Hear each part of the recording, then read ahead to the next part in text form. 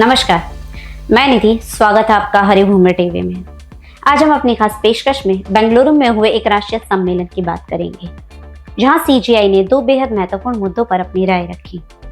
भारतीय न्यायपालिका का वो भविष्य जिसकी रूपरेखा खुद देश के मुख्य न्यायाधीश जस्टिस सूर्यकांत ने तैयार की। रविवार को बेंगलुरु में आयोजित एक राष्ट्रीय सम्मेलन में सीजीआई ने दो बेहद महत्वपूर्ण मुद्दों पर अपनी राय रखी।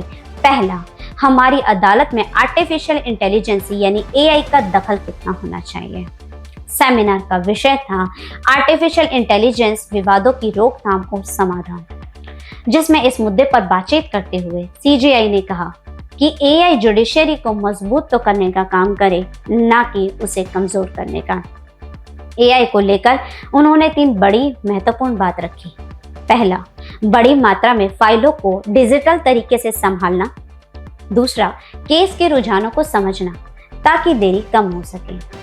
और तीसरा, कानूनी प्रक्रियाओं में लगने वाले समय को कम किया जा सके। लेकिन इस पर बड़ी चुनौती देते हुए सीजीआई ने साफ कहा कि फैसला सुनाने का काम एआई को नहीं बल्कि इंसानी दिमाग को करना चाहिए।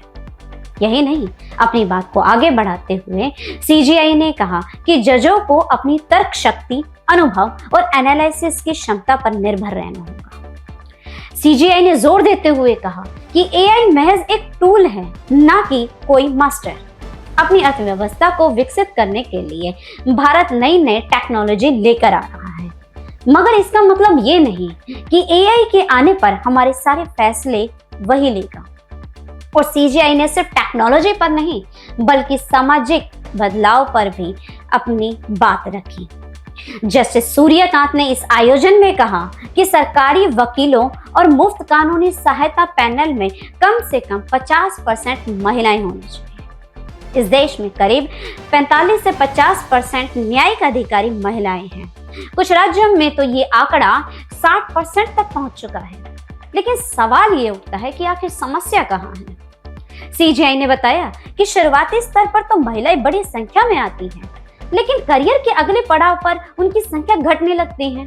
इसके पीछे अनियमित घंटे, क्लाइंट्स का कम भरोसा और आर्थिक अस्थिरता जैसे बड़े कारण बताए गए हैं। इसे बदलना अब अनिवार्य है।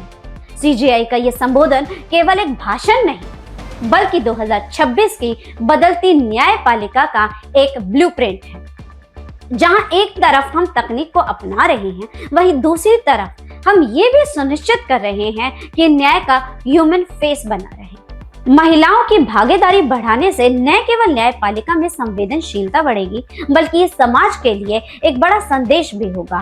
तो क्या आपको लगता है कि एआई के आने से केस जल्दी सुलझेंगे?